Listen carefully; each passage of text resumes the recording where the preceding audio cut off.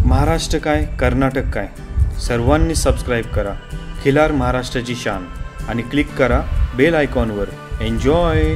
नमस्कार मंडळी, खिलार महाराष्ट्राची शान या यूट्यूब चॅनलवर मी सूरज दिघे आपल्या सर्वांचं सहर्ष स्वागत करतो. मंडळी ही मुलाखत आज सर्वात जास्त महत्त्वाची याच्यासाठी आहे कारण आजपर्यंत आपण खिलार महाराष्ट्राची शान चॅनल हा एकमेव चॅनल असा होता की ज्याने महाराष्ट्रातील खिलार बैलांचं ब्रीडिंग असेल, शर्यत असेल हे सर्वात जास्त प्रमाणात दाखवण्याचं काम केलं.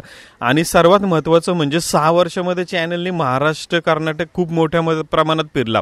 पण शर्यतीचे जे 7 ते 8 प्रकार आहेत, या 7 ते 8 प्रकारामध्ये एक शर्यतीचा प्रकार म्हणजे किनारा शर्यत म्हणून. ही किनारा शर्यत ही अलिबाग या टप्प्यामध्ये या रायगड जिल्ह्यामध्ये मोठ्या प्रमाणामध्ये होत असते. पण इकडे चॅनलची टीमला येण्याचा जास्त योग नाही आला कारण खिलार क्षेत्र हे एवढं मोठ्या प्रमाणामध्ये होतं की त्याला कव्हर करणं थोडंसं अवघड गेलं. पण आज सर्वात महत्त्वाचं म्हणजे हा खरं तर खिलार महाराष्ट्राची शान चॅनलचा मोठा योगायोग आहे की चॅनलच्या माध्यमातून आज आपण संपूर्ण भारताला किनारा शर्यत म्हणजे काय किंवा काय या संदर्भात आपण अधिक माहिती पाहणार आहोत. आपण सध्या ज्यांच्या इथे आहोत तर विनीत कारलेकर सर आपल्यासोबत आहेत. ऋतुराज इन नावाचं त्यांचं मोठं येथे रेस्टॉरंट किंवा हॉटेल आपण म्हणूया मोठ्या स्वरूपातलं अलिबागमध्ये आहे. आणि त्याचबरोबर किनारा शर्यत क्षेत्रातले जुने जाणकार व्यक्ती काका आपल्यासोबत आहेत. आपण त्यांच्याकडून माहिती घेणार आहोत. तर आपण या मुलाखतीला सुरुवात करूया. काका, आम्हाला तुमचं संपूर्ण नाव सांगा आणि किनारा शर्यत म्हणजे काय किंवा या शर्यतीबद्दल आम्हाला काहीच माहिती नाहीये, ती माहिती द्या आम्हाला. माझं संपूर्ण नाव रमाकांत लक्ष्मण घरत, मी राहणार थळचं आहे आणि मला पहिल्यापासून गाडीची आवड आहे. आता किनारा शर्यत म्हणजे काय, ज्या ठिकाणी म्हणजे समुद्रकिनारा असतो त्यावेळेला आपण म्हणतो समुद्रकिनाऱ्याला मैदान तयार नसतं, संपूर्ण पाणी असतं. पण भरती ओटी एक हा प्रकार आहे आमच्याकडे. त्या भरती ओटी पण तिथीप्रमाणे त्याची भरती ओटी होते आणि ज्यावेळेला ओटीला पाणी संपूर्ण खाली जातं त्यावेळेला कमीत कमी 1 किलोमीटरचं म्हणजे तुम्हाला पाहिजे तेवढं लांबीचं मैदान किंवा रुंदीला 2 ते 2.5 फरलांग लांबीचं रुंदीला मैदान मोकळं होतं एकदम. आणि त्यावेळेला पाणी खाली गेल्यामुळे वाळू एकदम घट्ट होते आणि त्या भागात आम्ही ती शर्यत करतो.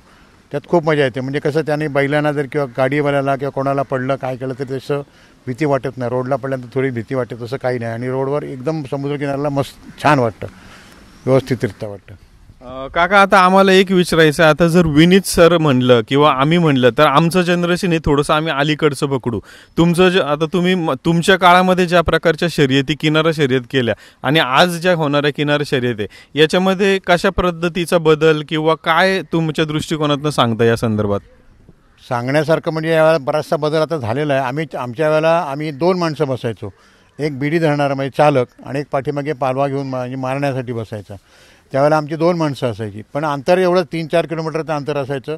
अशाच प्रकारे असायचं, गाड्या चांगल्या प्रकारे असायच्या आणि व्यवस्थित सहकार्य असायचं. आत्ता पण तोच प्रकार. पण आता काही नियम याच्यामध्ये स्पर्धकांच्या याच्यामध्ये जे बदललं की 2 माणसं न बसवताना एकच माणूस बसवायचा. त्यावेळेला आम्ही एक बैलांना पराणी म्हणून एक प्रकार होता, त्याला असा खिळा म्हणत कोण पराणी मारायचो, तो प्रकार अजिबात बंद केला. आणि एक गाडीवाला आणि पराणी वगैरे काही नाही, फक्त पालवा या उद्देशाने चालवायचं. ते या दृष्टीने खूप चांगलं आहे. त्यांचं अजून बरंच म्हणणं आहे की अजून अंतर कमी करायला पाहिजे. ते जसं त्या 2 किलोमीटर किंवा 1 मीटर म्हणजे मीटरमध्ये आणलं, ते आता समुद्रकिनारा आमच्या मीटरमध्ये तेवढं अजून पण आम्हाला तेवढं वाटत नाही. पण आम्ही आत्ताच्या मागच्यापेक्षा थोडं अंतर कमी केलेलं आहे. हां, आणि त्यांच्या म्हणण्याप्रमाणे एक गाडीवाला आणि एक पालवा किंवा पराणी वगैरे हा प्रकार नाही, कुठला घातक प्रकार असा नाही. त्यामुळे ते आता बंद केलेलं आहे. आता तुम्ही आता जुन्या काळामध्ये ज्या प्रकारच्या शर्यती, आता नुकतेच तुम्ही आल्यानंतर आपली चर्चा झाली की तुमच्या काळात तुमच्याकडे कशा प्रकारची बैलं होती आणि सर्वात महत्त्वाचं म्हणजे आम्हाला ही एक उत्सुकता आहे की ही जी बैलं आम्ही मागे पाहतोय ही तुम्ही आणता कुठून किंवा ह्याची निवड कशी करता, किती दाती, काय प्रकार असतो हा? आम्हाला सरासरी समुद्रकिनारी म्हटलं की आम्ही 3.5-4 किलोमीटरचं अंतर असतं. त्या ठिकाणी 2 दाती किंवा 4 दाती जे म्हणतात जनावर ही आम्हाला शक्यतो चालत नाहीत.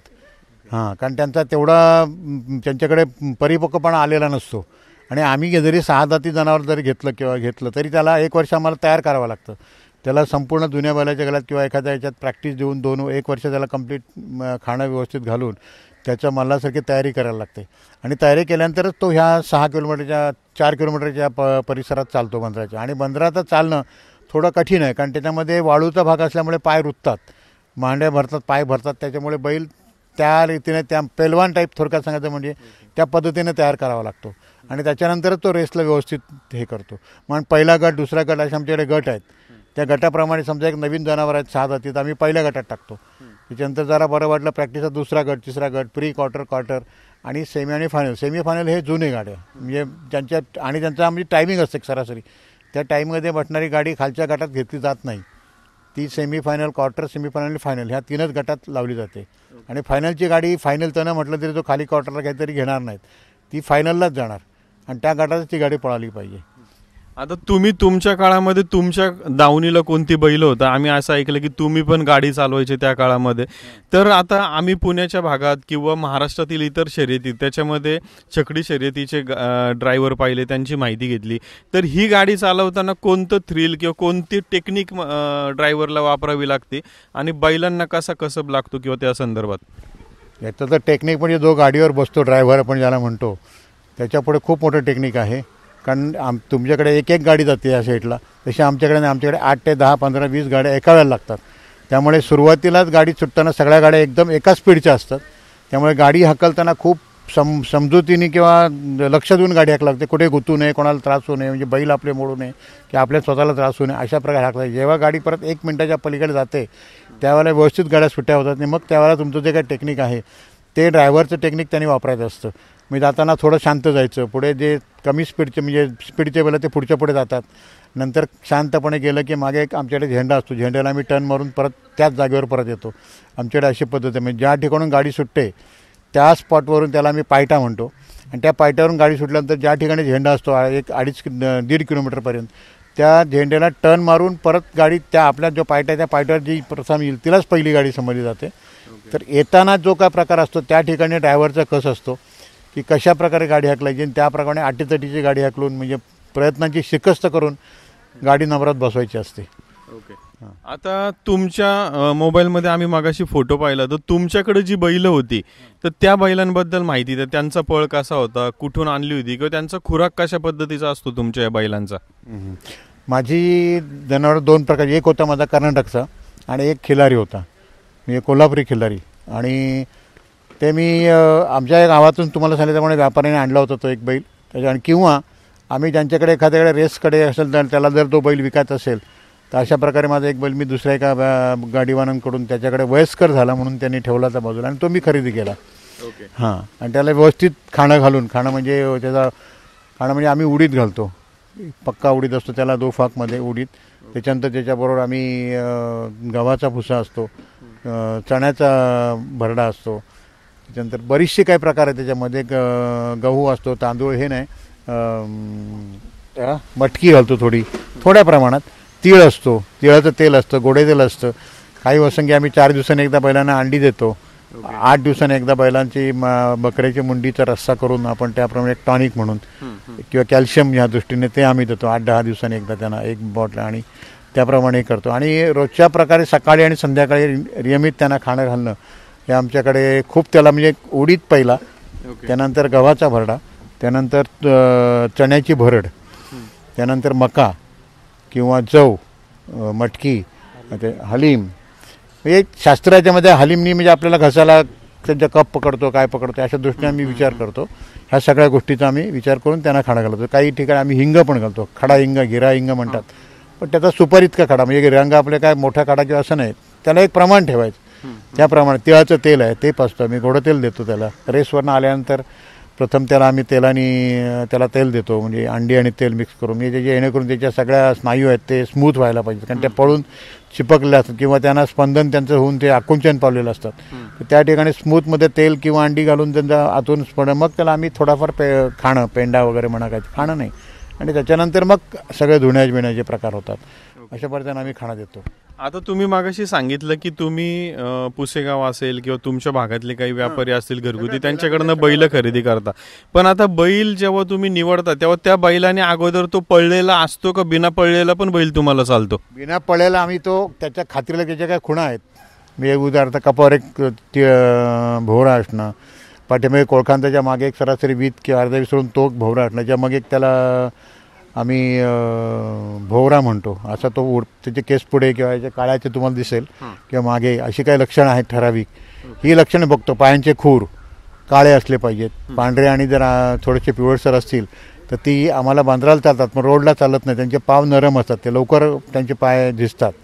काळ्या खुरात ते पाय झिजत नाहीत. ते परत त्या खूर अशा ते जवळ असले पाहिजेत, एकदम अशा फाकलेल्या असतात तर त्याचं आमच्या हिशोबाने तो बैल दमाला कमी येतो.